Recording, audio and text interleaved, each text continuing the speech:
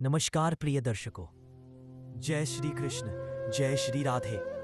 आपका स्वागत है हमारे चैनल पर। आज का यह वीडियो आपकी ज़िंदगी बदल सकता है अगर आपने इसे पूरा देख लिया तो, क्योंकि आज हम बात करने वाले हैं गरुड़ पुराण के उस गुप्त अध्याय की जिसे सुनकर बड़े बड़े पंडित भी कांप जाते हैं। श्री कृष्ण स्वयं गरुड़ जी से कहते हैं, हे पक्षीराज, मरने के बाद भी इंसान की आत्मा कुछ चीज़ों से इस कदर चिपकी रहती है कि अगर कोई जिंदा इंसान उन चीज़ों को छू भी ले तो उसका पूरा खानदान तबाह हो जाता है। आज हम आपको बताएंगे मृत व्यक्ति की वो खतरनाक 5 चीज़ें जिन्हें घर में रखना मतलब घर में प्रेत को न्योता देना है, और साथ ही बताएंगे वो 5 चीज़ें जो मरने के बाद भी आत्मा के साथ जाती हैं और जिनके कारण लोग बार बार इस धरती पर भटकते रहते हैं। तो वीडियो को अभी लाइक कर दीजिए, क्योंकि ये ज्ञान आपको और आपके परिवार को बचा सकता है। और अंत तक रुकिएगा,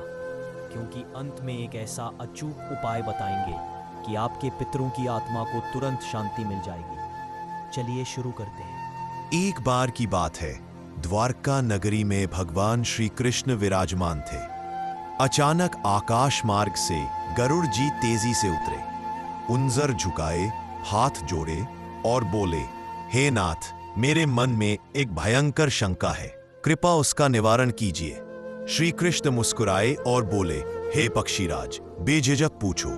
गरुड़ जी ने कहा, प्रभु, जब कोई व्यक्ति मरता है तो वह अपने साथ क्या ले जाता है, और मरने के बाद उसकी कौन सी चीजें जिंदा लोगों को बिल्कुल नहीं छूनी चाहिए। श्री कृष्ण गंभीर हो गए और बोले, हे गरुड़, तेरा प्रश्न बहुत भयानक है। इसका जवाब देने से पहले मैं तुझे एक सच्ची कथा सुनाता हूं। इस कथा को सुनने मात्र से कोटि कोटि पाप नष्ट हो जाते हैं। तू ध्यान से सुन और इस ज्ञान को सारे संसार में फैला देना। फिर श्री कृष्ण ने वो भयंकर कथा शुरू की। बहुत प्राचीन समय की बात है। मध्य भारत में एक गरीब ब्राह्मण रहता था। नाम था गौतम शर्मा। बड़ा विद्वान, वेद शास्त्रों का जानकार, लेकिन इतना गरीब कि भिक्षा मांगकर पेट पालता था। एक दिन उसने सोचा, मैं वन में जाकर कठोर तप करूंगा। वह एक भयानक जंगल में चला गया। नाम था काली खोह जंगल। वहां दिन में भी अंधेरा रहता था। उल्लू दिन में चिल्लाते थे, भयानक भेड़िए घूमते थे। लोग कहते थे, इस जंगल में जो गया वो कभी लौटकर नहीं आया। गौतम ब्राह्मण उस जंगल में गहराई तक चला गया। अचानक उसकी नजर पड़ी एक प्राचीन पीपल के पेड़ पर। पेड़ के नीचे 5 भयानक प्रेत खड़े थे। उनके शरीर से खून टपक रहा था, आंखें लाल, नाखून जैसे तलवार। उन प्रेतों ने एक दूसरे से कहा, अरे वाह, आज तो ताजा भोजन आ गया। ये ब्राह्मण का मांस कितना स्वादिष्ट होता है। वे हंसते हुए ब्राह्मण की ओर बढ़े, लेकिन गौतम ब्राह्मण डरा नहीं। वह हाथ जोड़कर बोला, हे प्रेतराज, आपको मेरा प्रणाम। अगर आपको भूख लगी है तो मेरा शरीर खा लीजिए। मैं भगवान का भक्त हूं, मुझे कोई डर नहीं। ये सुनकर प्रेत हैरान रह गए। उनकी भूख गायब हो गई। वे बोले, हे ब्राह्मण देवता, हम आपको नहीं खाएंगे। बताइए आप कौन है और यहां क्यों आए हैं। ब्राह्मण ने कहा, मैं तपस्या करने आया था, लेकिन आपको इतना कष्ट में देखकर मन दुखी हो गया। बताइए आप लोग प्रेत क्यों बने। तब उन 5 प्रेतों ने रोते हुए अपनी अपनी कहानी सुनानी शुरू की। पहला प्रेत बोला, मां, मैं तुम्हारा 7 पीढ़ी पुराना पूर्वज था। मैं हमेशा गंदे मैले कुचैले कपड़े पहनता था, स्नान किए बिना पूजा करता था, पितरों को कभी अर्पण नहीं किया। मरने के बाद मुझे प्रेत योनि मिली। अब मुझे हमेशा गंदे कपड़े ही पहनने पड़ते हैं और बदबू से पूरा शरीर सड़ रहा है। दूसरा प्रेत बोला, मेरा नाम है जूठन भक्षक। मैं दूसरों की जूठी जूठन खाता था, श्राद्ध का भोजन भी चुरा कर खा जाता था। अब मुझे दिन रात कीड़े वाले सड़े हुए अन्न ही खाने पड़ते हैं। तीसरा प्रेत बोला, मेरा नाम है शव वस्त्र। मैं श्मशान से मृतकों के कपड़े चुराकर पहनता था। अब मेरे शरीर पर फटे हुए कफन ही लिपटे रहते हैं। चौथा प्रेत बोला, मेरा नाम है नग्न स्नान। मैं नदी तालाब में बिना कपड़ों के नहाता था। लोगों ने बहुत समझाया, लेकिन मैं नहीं माना। अब मेरा शरीर हमेशा नंगा रहता है, ठंड से कांपता रहता हूं। 5वां प्रेत सबसे भयानक था। उसके मुंह से खून टपक रहा था। बोला, मेरा नाम है रुद्राक्ष चोर। मैं मरने वक्त दूसरों की रुद्राक्ष तुलसी की माला चुराकर जपता था। मरने के बाद मेरी आत्मा उसी माला से चिपक गई।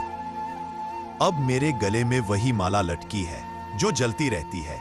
सभी प्रेत रोते हुए बोले, हे वत्स, हम तुम्हारे ही पूर्वज हैं। हमारे पापों के कारण हमें ये नर्क मिला है। कृपया हमें मुक्ति दिलाओ। गौतम ब्राह्मण की आंखों में आंसू आ गए। उन्होंने वचन दिया और गया ऋषि विश्वामित्र के पास। विश्वामित्र जी ने बताया, गया में पिंडदान, गंगा में तर्पण और ब्राह्मण भोजन कराओ। गौतम ब्राह्मण ने गया जाकर सब किया और देखते ही देखते वो 5 प्रेत स्वर्ग चले गए। श्री कृष्ण ने गरुड़ जी से कहा, हे गरुड़, इसी कथा से सारी बातें स्पष्ट हो जाती है। अब मैं तुझे बताता हूं मृत व्यक्ति की वो 5 चीजें जिन्हें घर में रखना सबसे बड़ा पाप है। ध्यान से सुनिए। मृत व्यक्ति का बिस्तर, शैया। गरुड़ पुराण में लिखा है, शैया तु मृते दया न कदाचित गृह स्थाप्या, यानी मरने वाले का बिस्तर, गद्दा, तकिया, चादर, ये सब घर में बिल्कुल नहीं रखना। क्यों? क्योंकि मृत्यु के समय जो सूक्ष्म विषैले तत्व निकलते हैं वो बिस्तर में समा जाते हैं। अगर कोई उस पर कोई सोएगा तो रात को डरावने सपने, बुरी आत्माओं का साया और गंभीर बीमारियां। उपाय: बिस्तर को जरूरतमंद को दान कर दो या जला दो। मृत व्यक्ति के पहने हुए कपड़े, खासकर जो कपड़े उसने मरते वक्त पहने थे, उसमें उसकी सारी नकारात्मक ऊर्जा समा जाती है। अगर कोई पहनेगा तो वह आत्मा उस इंसान से चिपक जाएगी। लोगों को लगता है पापा की शर्त है, याद रहेगी, लेकिन वो शर्त पहनते ही रात को पापा सपने में आकर रोने लगते हैं। उपाय: सारे कपड़े धोकर गरीबों में बांट दो। मृत व्यक्ति की तुलसी, रुद्राक्ष माला ये सबसे खतरनाक है। माला में उसकी सारी जप तप की शक्ति और कर्म बंधे होते हैं। अगर कोई दूसरा पहनेगा तो उसकी आत्मा उस माला के साथ उस इंसान में घुस जाएगी। उपाय: माला को गंगा में प्रवाहित कर दो। अगर गंगा दूर है तो बहते हुए पानी में डाल दो। मृत व्यक्ति के गहने, विशेषकर सोने चांदी के, बहुत से लोग सोचते हैं मम्मी के गहने हैं, बहू पहन लेगी। गलत। गहनों में उसकी आत्मा का सबसे ज्यादा मोह लगा रहता है। उसे लगता है मेरे गहने कोई और पहन रहा है। फिर वह रात अमावस्या या पितृपक्ष में गंगा स्नान करो। काले तिल, जौ, दूध, गंगा जल मिलाकर तर्पण करो। ओम नमो भगवते वासुदेवाय 108 बार जपो। उन सभी चीजों को एक सफेद कपड़े में बांधकर बहते पानी में विसर्जित कर दो।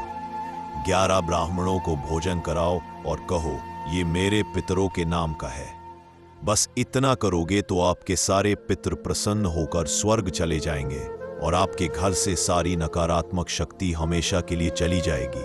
दोस्तों, ये वीडियो अपने हर व्हाट्सएप ग्रुप में शेयर कर दीजिए, क्योंकि एक शेयर से किसी का पूरा खानदान बच सकता है।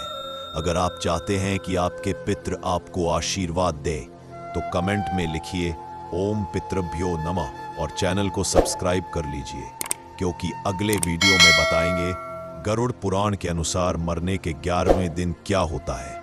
तब तक के लिए राधे राधे। जय श्री कृष्ण।